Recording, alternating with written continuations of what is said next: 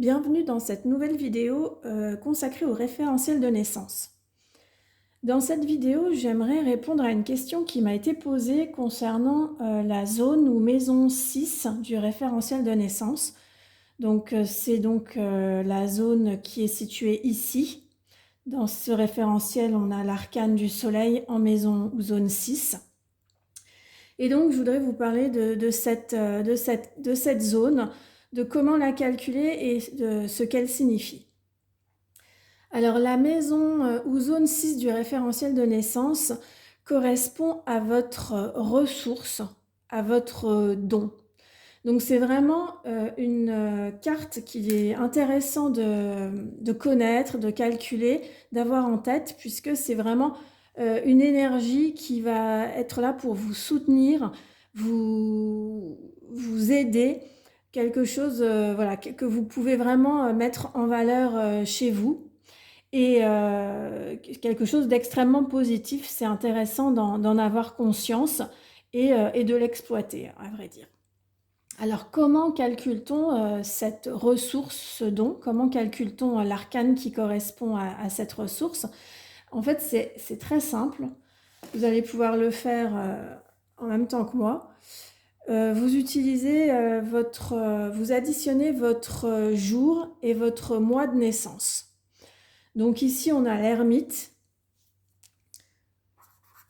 arcane 9, avec la roue de fortune, arcane 10, on obtient l'arcane 19, le soleil.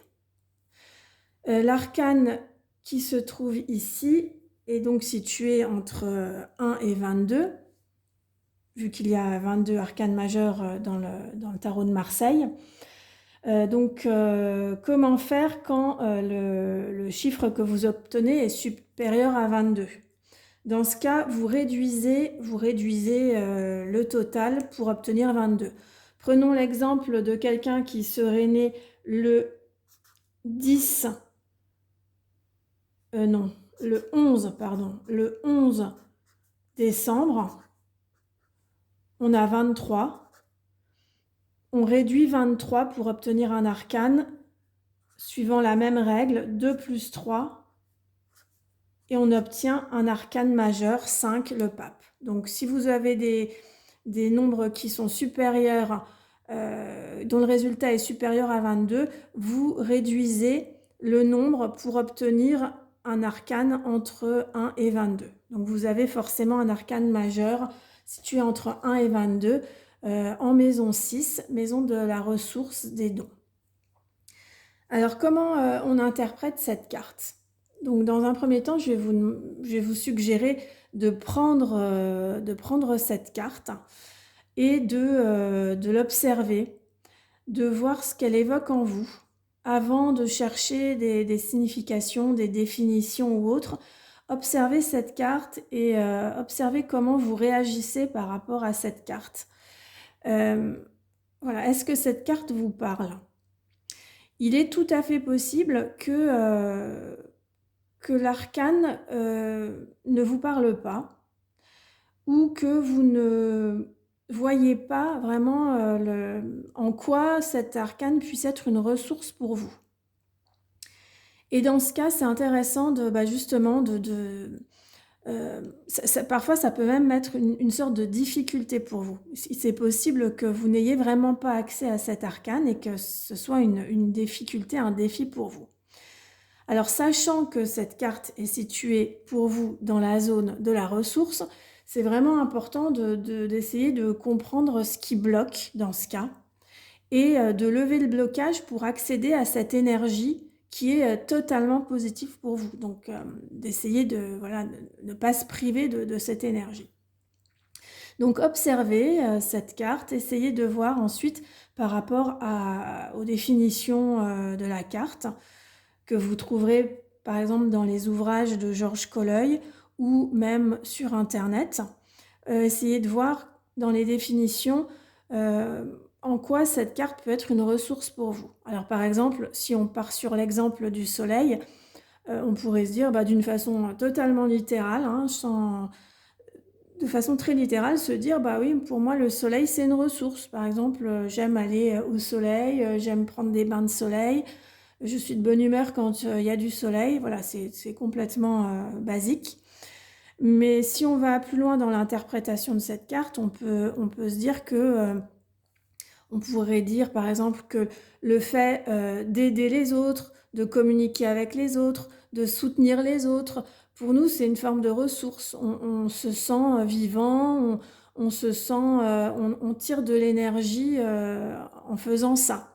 De soutenir les autres, par exemple, le fait de travailler avec les enfants peut être une ressource, puisque le soleil est un arcane qui est rattaché, souvent au monde de l'enfance. Donc le fait d'être en contact avec les enfants, ça peut être pour nous une ressource.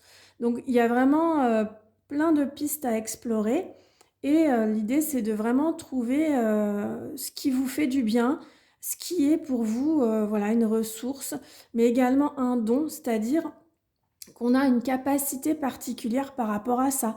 Donc dans l'exemple qu'on vient de prendre, on peut, se sentir bien et voilà, sentir qu'on est plein d'énergie quand on est en contact avec les enfants. Mais, sous l'aspect du don, on pourrait également, se dire qu'on a un don particulier pour travailler avec les enfants. Par exemple, quelqu'un qui serait une institutrice ou un instituteur aurait à la fois du plaisir à travailler, dans le monde, en contact avec les enfants, mais également une capacité, particulière, un don pour s'occuper des enfants, savoir leur parler, être à leur écoute et cetera. Donc il y a ces 2 aspects, il y a le la ressource et le don. Donc vous voyez, c'est vraiment une carte, qui est, totalement en votre faveur dans le référentiel et il suffit quelque part d'aller, puiser dans son énergie pour aller mieux et pour que certaines choses se débloquent, dans votre vie. Donc comme je le disais précédemment, n'hésitez pas à creuser si vous ne voyez pas parfaitement, en quoi votre arcane, de la maison 6 est une ressource.